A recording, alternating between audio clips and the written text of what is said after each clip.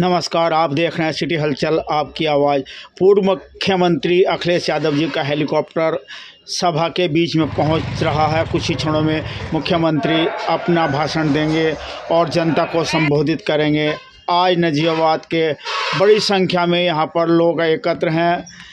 सपा गठबंधन के प्रत्याशियों को जिताने के लिए यहाँ बड़ी संख्या में भीड़ है। हजारों की संख्या में यहाँ पर लोग मौजूद हैं और मुख्यमंत्री जी पहुँच चुके हैं। कुछ ही क्षणों में अपना भाषण देंगे और नजीबाबाद की जनता को संबोधित करेंगे।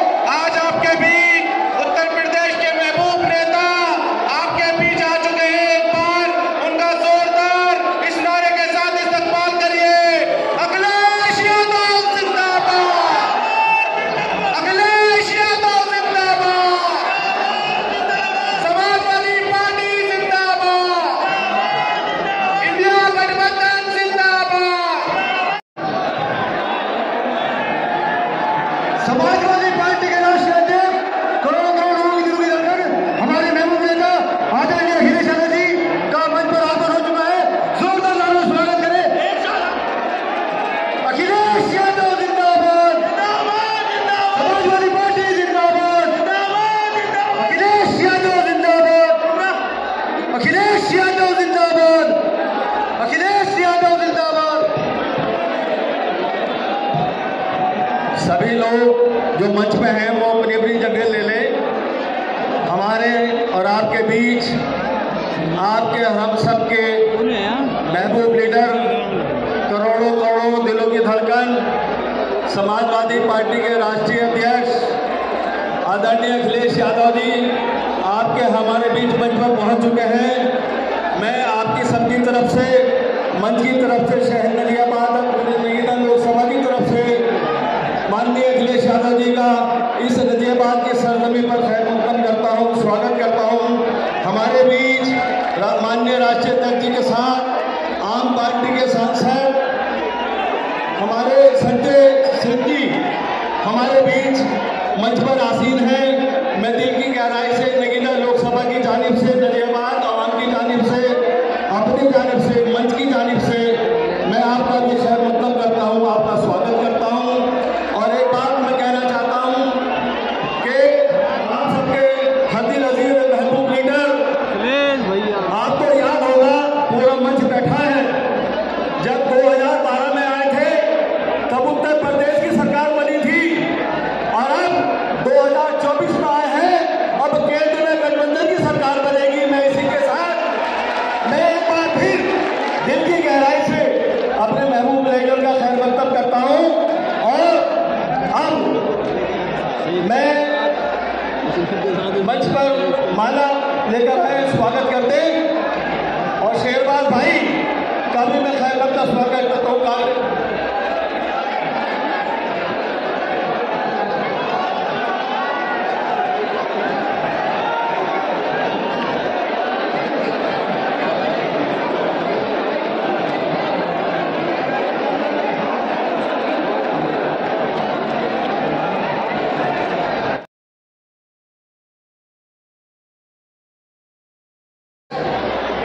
आदरणीय अखिलेश यादव जी का मैं आपका खैर मकदम करता हूँ, स्वागत करता हूँ। इतनी तादाद में आप पहुँचे, जबकि कटाई का समय है, शादी भी है, मगर उसके बावजूद आप सब लोग यहाँ आए हैं, खैर मकदम करता हूँ। अब मैं आम पार्टी के सांसद जिन्होंने जेल से छूटने के बाद जो केंद्र सरकार की ज्यादतियों के कारण जिनको जेल भेजा गया था, उन्होंने निकलकर बाहर आकर जो जोरदार हौसला लोकसभा सीट को संबोधित करेंगे।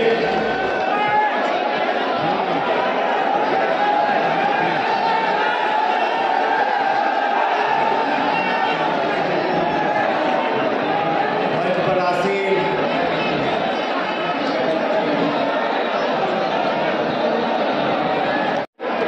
समाजवादी पार्टी के राष्ट्रीय अध्यक्ष आदरणीय अखिलेश यादव जी, समाजवादी पार्टी के इस क्षेत्र से माननीय विधायक जी, समाजवादी पार्टी के प्रत्याशी और आपके समर्थन से जो यहाँ से चुनाव जीतने जा रहे हैं मनोज कुमार जी के लिए एक बार जोरदार तालियां आप लोग मिलकर बजा दीजिए। समाजवादी पार्टी के सभी माननीय नेतागण, कांग्रेस पार्टी के, आम आदमी पार्टी के नेता कार्यकर्तागण, साथियों और दोस्तों, यार कहां से शुरू गेट करें, आ गई कहां है, खत्म करें? काला हो गया चेहरा। वतन की जो हालत सुनाने लगेंगे तो पत्थर भी आंसू बहाने लगेंगे। वतन की जो हालत सुनाने लगेंगे तो पत्थर भी आंसू बहाने लगेंगे। अगर भीड़ में खो गई आदमियत तो उसे ढूंढने में जमाने लगेंगे। आदमियत का, इंसानियत का कत्ल किया जा रहा है मौजूदा सरकार के अंदर, उसको बचाने के लिए हम सारे लोग इकट्ठा हुए हैं।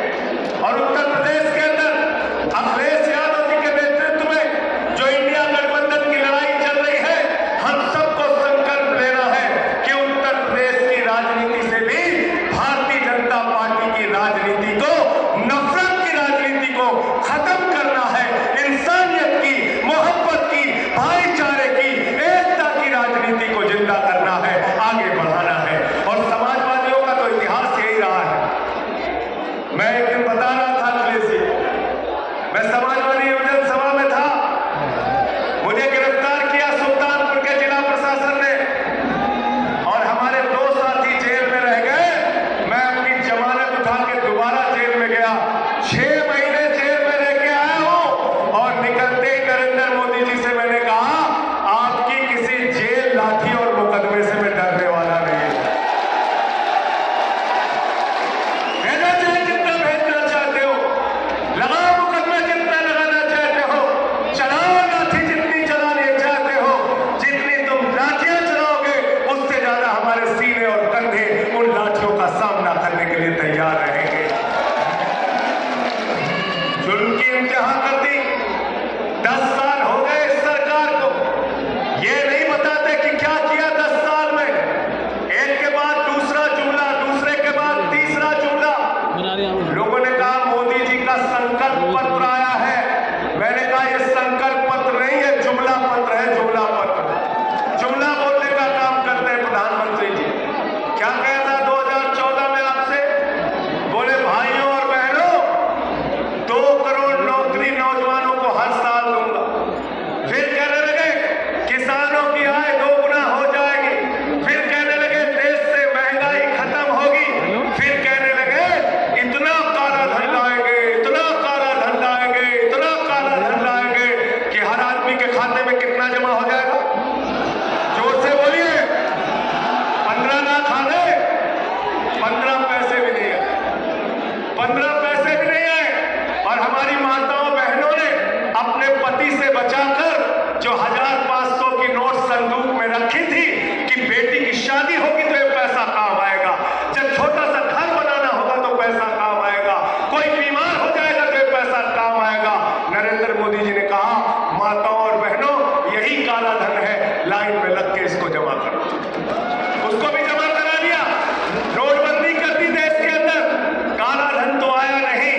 आप याद रखिएगा, एक ही आदमी को हिंदुस्तान की सारी संपत्ति देते जा रहे हैं, अपने दोस्त को सारी संपत्ति देते जा रहे हैं। कोयला उसी के नाम, स्टील उसी के नाम, सेल उसी के नाम, रेल उसी के नाम, बिजली उसी के नाम,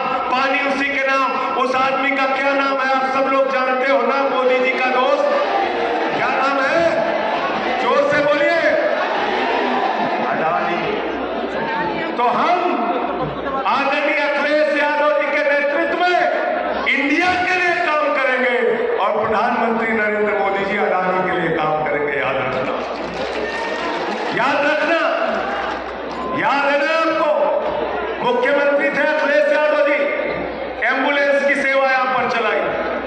मुख्यमंत्री थे अखिलेश यादव जी, तो यहां बेरोजगारी भत्ता उस समय दिया गया, लैपटॉप बांटा गया, स्कूल बनाने का काम, अस्पताल बनाने का काम, बड़े बड़े हाईवे बनाने का काम अखिलेश यादव जी के नेतृत्व में उत्तर प्रदेश के अंदर हुआ। तो अखिलेश यादव जी एम्बुलेंस की सेवा देते हैं, बेरोजगारी भत्ता देते हैं, लैपटॉप देते हैं, और प्रधानमंत्री नरेंद्र मोदी जी क्या कहते हैं?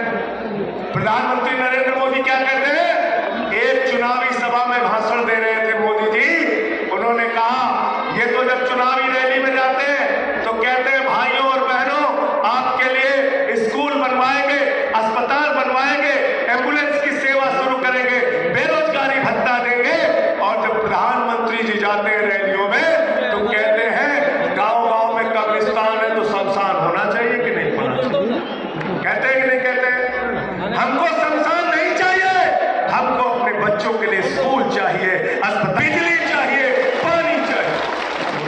क्या कर रहे हैं? हासिल कर रहे हैं, चुनिंदा सरकारों को तोड़ तोड़ के गिरा रहे हैं। एक मुख्यमंत्री को, हेमंत सोरेन को पकड़ के जेल में डाल दिया, मुख्यमंत्री को लोकप्रिय जेल में डाल दिया। आज मैं पूछना चाहता हूं जरा हमको बताओ, अगर कोई आदमी चोटियों को गिरफ्तार कराता है क्या? अरे अखिलेश यादव जी को सीबीआई कर दिया, कहीं किसी को पकड़ते हो होदा के बाद हिंदुस्तान में एक वॉशिंग, नरेंद्र मोदी वॉशिंग को देते हैं। एक फिल्म आई थी, हो गई पापियों के पाप धोते रहता हूं, भाजपा तेरी पार्टी मैली हो गई। कहते हैं मोदी की गारंटी है, एक गारंटी है। मैंने कहा मोदी जी बिल्कुल ठीक आप कह रहे हैं, ये मोदी नहीं छोड़ूंगा, इस बात की गारंटी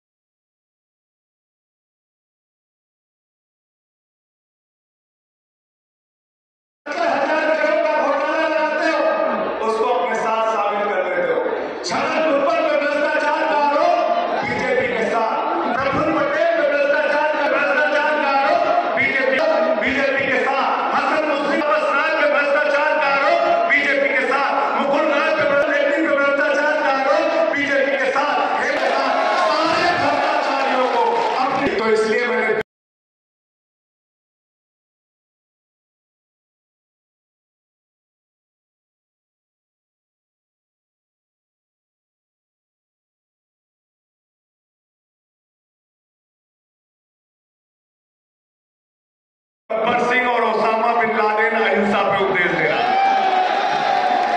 अहिंसा पे उपदेश दे रहा है। कितना अहंकार हो गया मोदी जी को।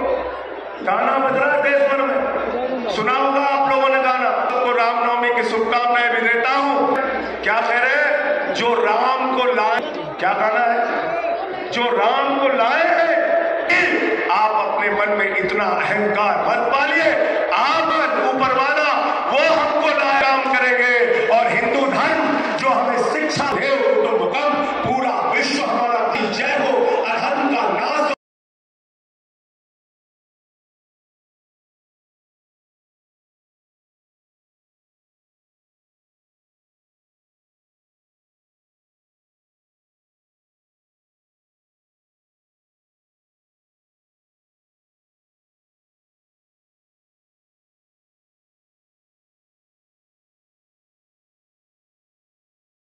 इसकी आबादी सबसे बड़ी, हिंदुओं की बेरोजगारी सबसे ज्यादा बढ़ेगी तो सबसे ज्यादा नुकसान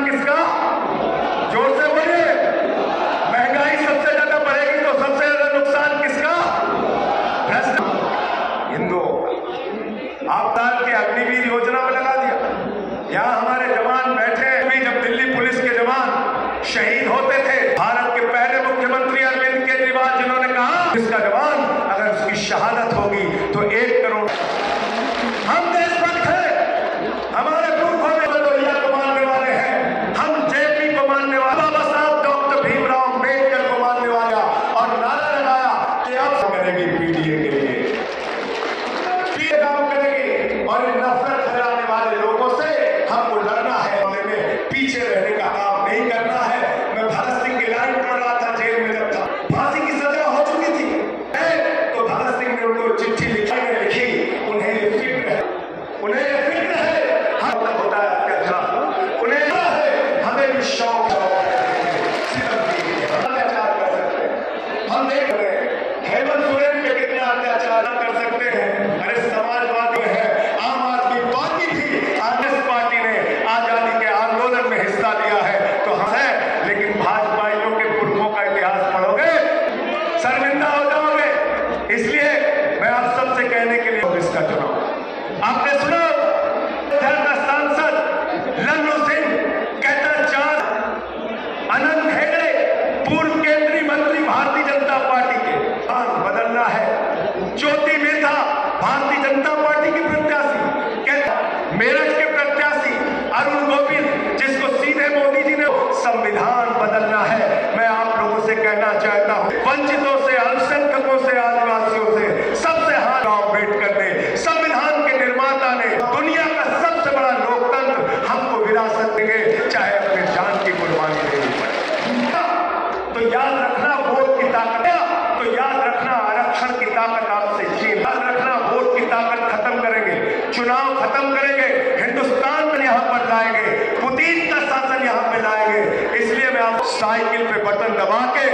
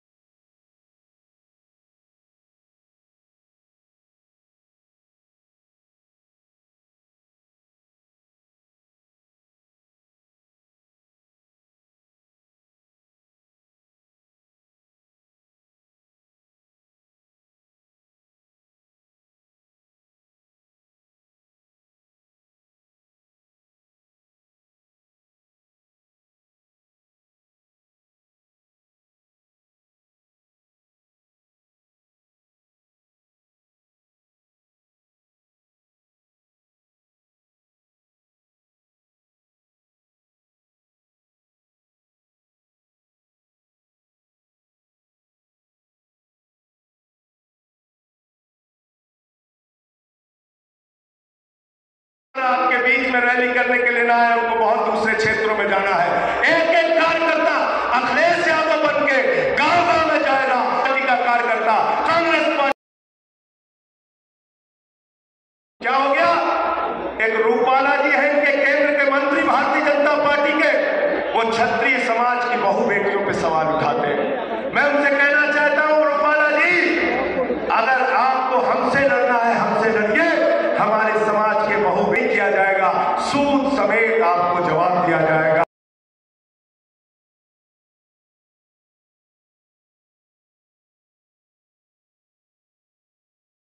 राजकुमार सैनी जी जो कुरुक्षेत्र से पूर्व सांसद है, मैं उस इंडिया गठबंधन के माध्यम से हमारे उस समाज जो लोग पीछे रह गए हैं, उस आवाज में आवाज बुलाते हुए हरदिल अजीज महबूब लीडर, समाजवादी पार्टी के राष्ट्रीय अध्यक्ष, आम सबके करोड़ों दिलों की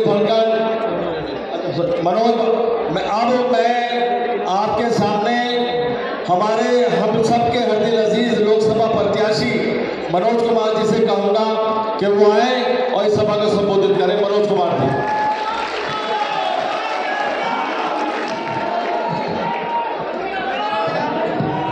बहुत बहुत शुक्रिया विधायक जी।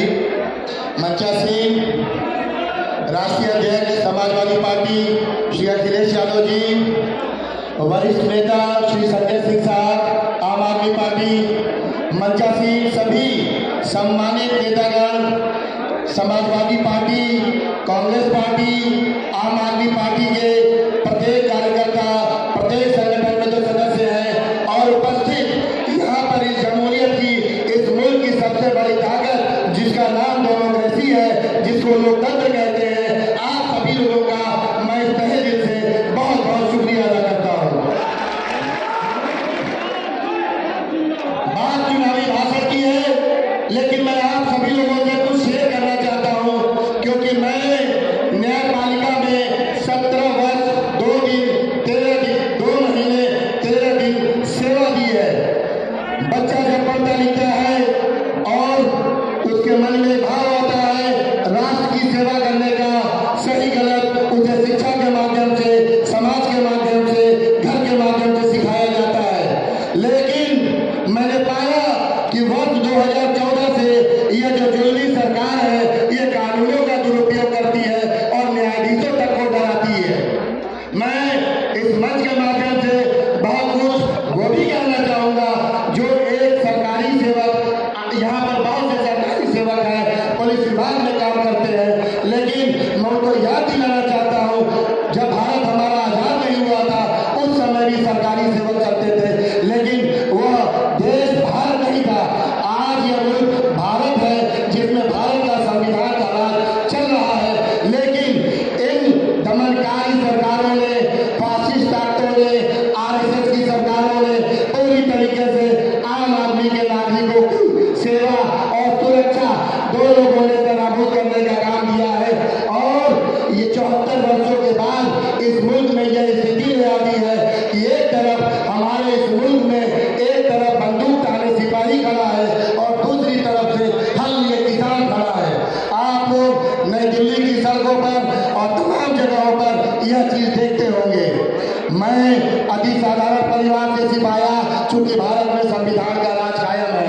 यहाँ पर बहुत से लोग ऐसे होंगे इस मुल्क के जो भारत का संविधान अगर नहीं रहता तो न यहाँ पे कुर्सी पे बैठ पाते, न कोई विधायक बन पाता, न कोई सांसद बन पाता, न कोई मुख्यमंत्री बन पाता और न ही कोई प्रधानमंत्री बन पाता। यहाँ तक कि जो फासिस्ट ताकतें हैं, जो RSS की सरकार है, उसका मुखिया प्रधानमंत्री भी कहता है कि मैं पिछड़ी जाति का हूँ, इसलिए मुझे आप वोट दो। अगर बाबा साहब का, डॉक्टर भीमराव अम्बेडकर का भारत का संविधान नहीं होता तो मैं यहाँ पे प्रधानमंत्री नहीं बन पाता। लेकिन 2014 के बाद जो भारत की जनता ने भूल किया, चाहे जुमले में करके किया, चाहे जैसे किया, उन लोगों ने एक तानाशाही सरकार को जन्म दिया। दूसरी गलती, दूसरी भूल फिर 2019 में हुई और तीसरी भूल के लिए तैयार आप लोग किए जा रहे हैं 2024 के चुनाव के माध्यम से। उन लोगों ने हर एक जगह पे जहां पर भारतीय जनता पार्टी कमजोर है, एक नकली प्रत्याशी उतारने का काम किया है। 2024 का जो चुनाव है वो इंडिया गठबंधन और भाजपा सहयोगी दलों में है। यह आमने सामने की लड़ाई है। एक तरफ संविधान को मानने वाले लोग हैं, एक तरफ का संविधान का विरोध करने वाले लोग हैं। मैं आप सभी लोगों से हाथ उठवा के ये फितना पूछना चाहता हूँ कि भारत के संविधान में यहाँ पर कितने लोगों की आस्था है? कृपा करके हाथ उठाएं। क्या हम लोग ये कहते भारत का संविधान खत्म होगा? इसके लिए सिर्फ जो बड़े भाई संजय सिंह साहब ने अपने मंच से कहा कि हो सकता है कि 2024 के चुनाव के बाद यह वोट की ताकत छीनी जाए और सहयोग भारत की संसद में रख चुका गया है, वो सहयोग से राजतंत्र में परिवर्तित किया जाए। उन्होंने जो प्रयोग कर लिए हैं, नोटबंदी में प्रयोग कर लिया, देख लिया कि नागरिक क्या विद्रोह नहीं कर सकते। और दूसरा कोरोना में स्कैंडल करके इन पूंजीपतियों ने अपने घर के तिजोरियों को भरा है और हम लोगों को घरों से लाशें शमशान घाट या कब्रिस्तान तक ले जाने के लिए भी नियम कानून बना के उस दौरान भी हम लोगों के ऊपर मुकदमे दर्ज किए गए हैं जब जो अपने घर से लाशों को लेके जाया गया है। मैं आप सभी लोगों से अपील करता हूं, इस तानाशाही सरकार को, इस फासिस्ट सरकार को 2024 में किसी भी तरीके से आने से रोके और वो सिर्फ संवैधानिक मर्यादाओं के अंदर आपको वोट का अधिकार है। 1950 से पहले इस मुल्क में मात्र 13% लोगों को वोट देने का अधिकार हुआ करता था, जिसमें राजा रानियों का था, बड़े जमींदारों का था और बड़े साहूकारों का था। इस पर चर्चा भारत के संविधान में हुई थी कि गरीब गुरबों को, दबे कुचलों को, किसानों को, मजदूरों को, छोटी जातियों के लोगों को वोट का अधिकार मत दो, ये तुम्हारे किसी काम नहीं आएंगे, ये बिक जाएंगे। मान्यवर कांशीराम साहब इसीलिए कहा करते थे कि अपना वोट बेचना अपनी बेटी बेचने से भी बदतर की स्थिति में हो।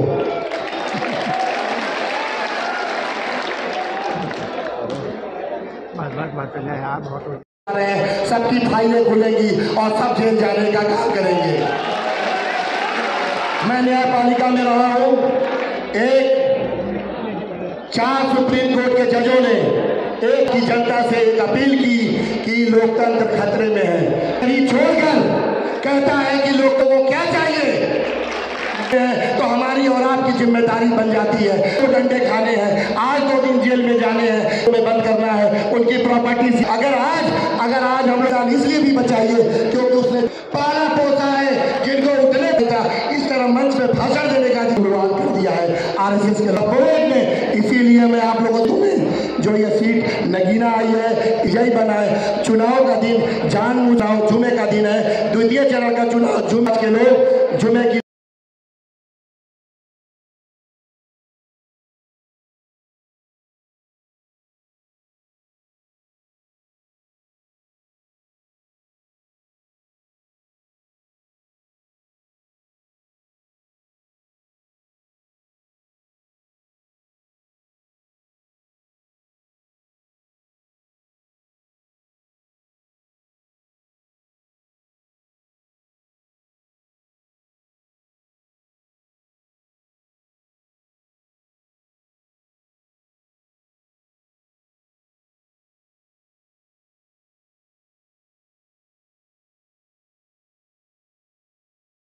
महबूब लीडर माननीय अखिलेश यादव जी से अनुरोध करूंगा कि नजियाबाद पूरे नगीना लोकसभा की जनता को संबोधित करें।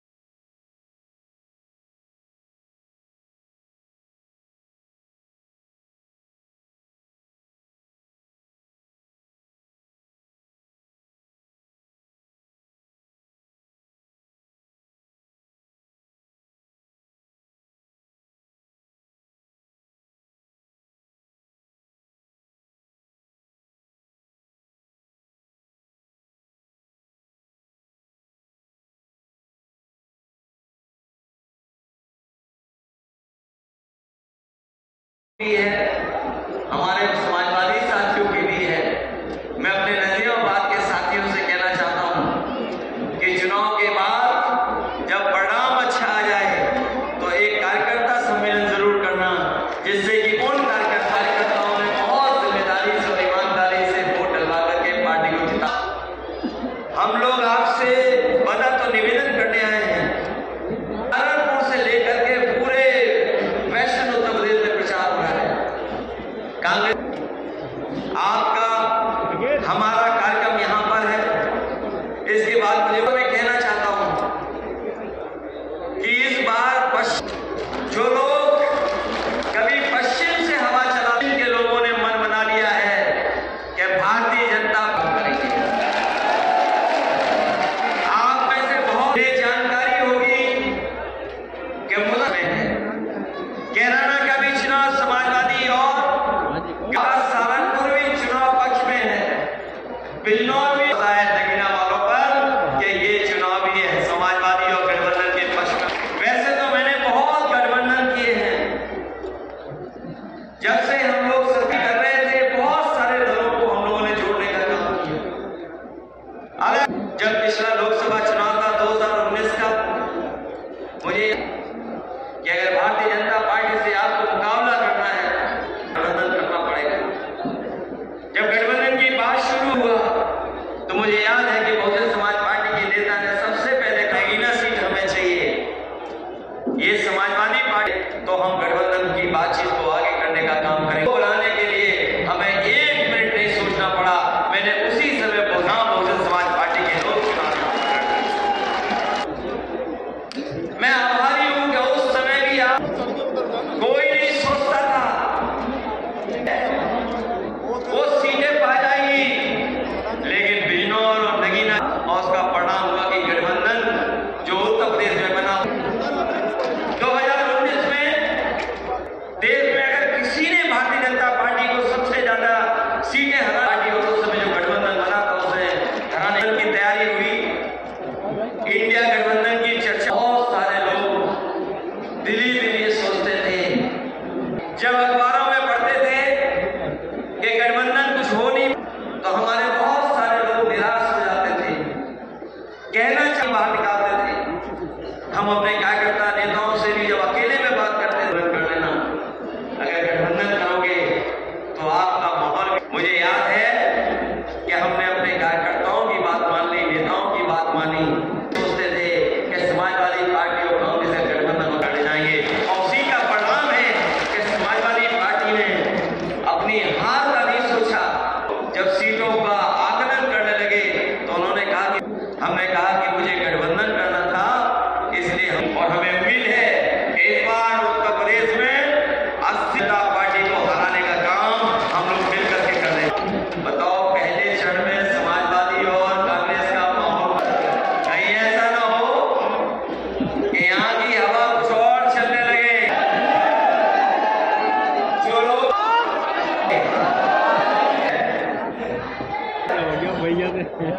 उसी के साथ अन्याय